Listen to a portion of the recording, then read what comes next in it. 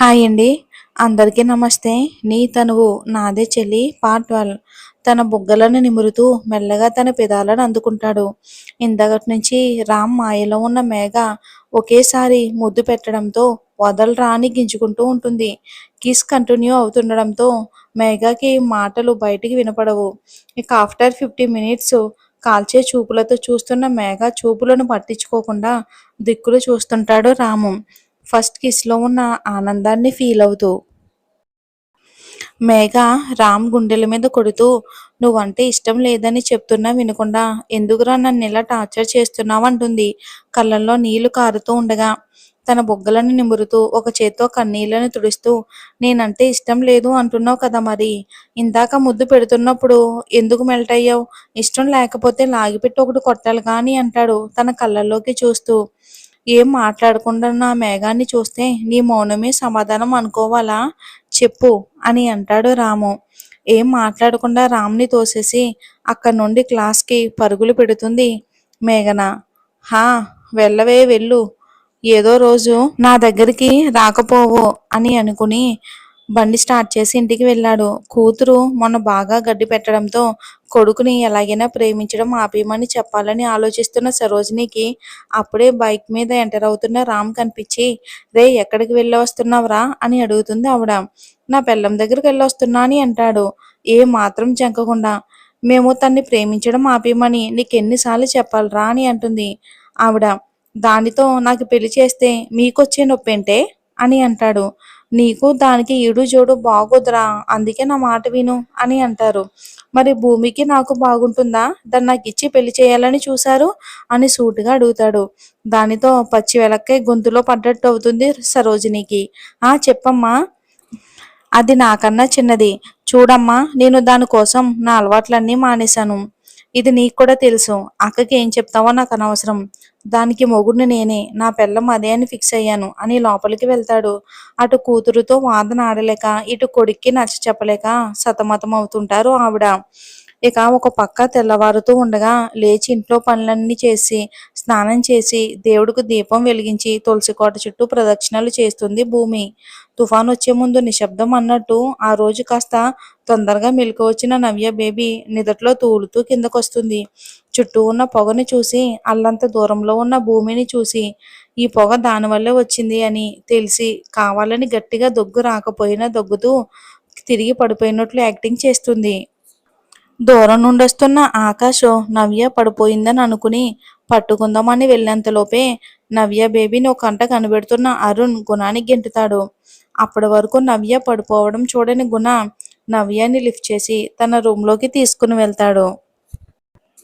ఇప్పుడు ఖచ్చితంగా దానిని తిడతాడు. ఈ పొగ రావడానికి కారణం అదేననుకుని తన ప్లాన్‌కి తనే మురిసిపోతుంది నవ్య. బెడ్ మీద పడుకోబెట్టి అందర్నీ పిలుస్తాడు.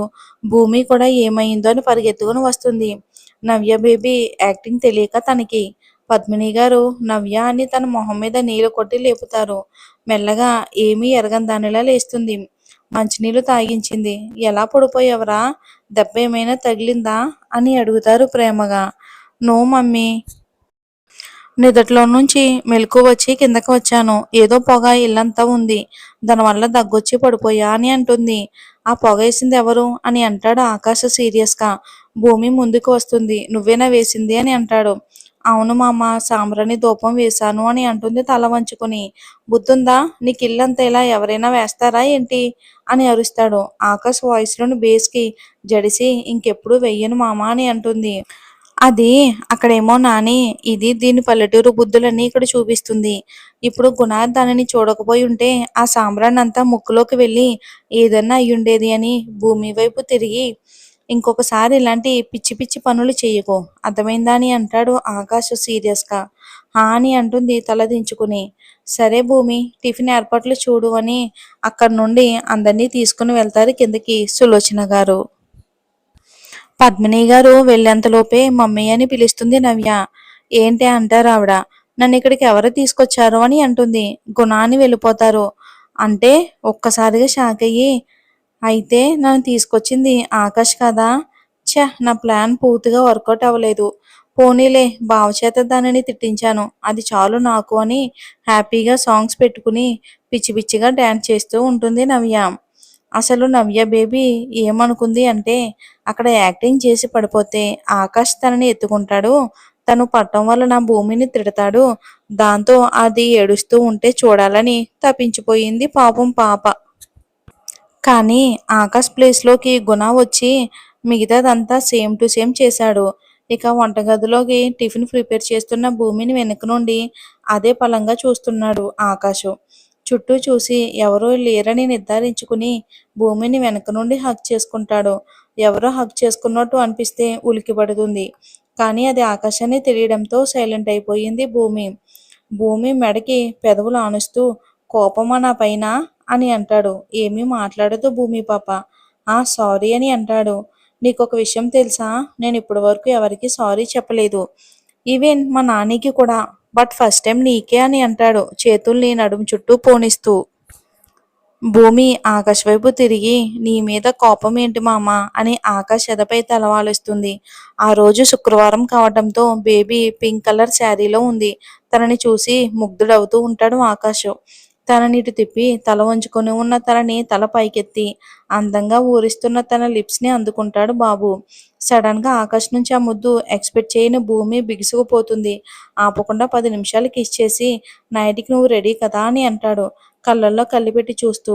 నైట్ గురించి మాట్లాడేసరికి భూమి బుగ్గలు ముద్ద మందారంలా ఎర్రగా మారిపోతాయి. హా అని అంటుంది చిన్నగా సిగ్గుపడుతూ. సరే నాకు వర్క్ ఉంది అని వెళ్ళిపోయి అక్కడే ఉన్న సోఫాలో కూర్చుంటాడు. అప్పుడే రెడీ అయ్యి కిందకి వస్తున్న నవ్యని చూసి ఫ్యామిలీ మొత్తం షాక్ అవుతారు. పిక్కల పైదాకా ఉన్న షర్ట్ వేసుకుని లోపల పెట్టికోట్ అంతా టీషర్ట్ పైన వేసుకుని కిందకి వస్తుంది. పద్మిని గారు కోపంగా నవ్య ఇదేమైనా మన ఊరు అనుకుంటున్నావా? ఆ బట్టలేంటి ఇంట్లో మగవాళ్ళని పెట్టుకుని అని అంటారు కోపంగా.